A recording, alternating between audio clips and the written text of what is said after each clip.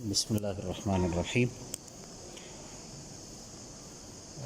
علم النحو میں نسبت کے حوالے سے دو اصطلاحات کا استعمال ہوتا ہے، ایک ہے اضافت اور دوسرا اسناد۔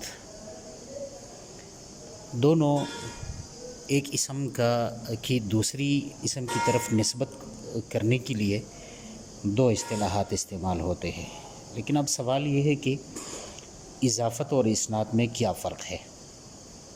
جب دونوں کے معنی نسبت کے ہے تو دونوں میں فرق یہ ہے۔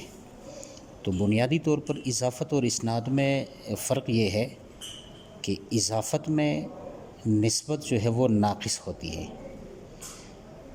اور اسناد میں نسبت کامل ہوتی ہے۔ مثلا ہم کہتے ہیں غلام زیدن،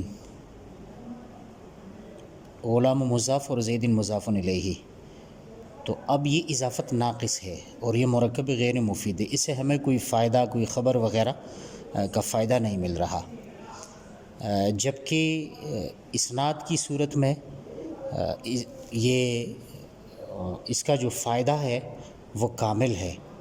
مثلا غلام زید قائم، اب اس میں زید مسند الیہ اور قائم یہ مسند ہے، تو اس سے ہمیں خبر جو ہے وہ ملتی ہے، کوئی فائدہ ہمیں دیتا ہے۔ زید قائم، زید کھڑا ہے، جبکہ غلام زیدن میں وہ فائدہ حاصل نہیں ہوتا۔ تو خلاصہ یہ ہے کہ مسند اور مسند الیہ میں نسبت یہ کامل ہوتی ہے اور مضاف مضاف الیہ میں نسبت یہ ناقص ہوتی ہے، کامل نہیں ہوتی۔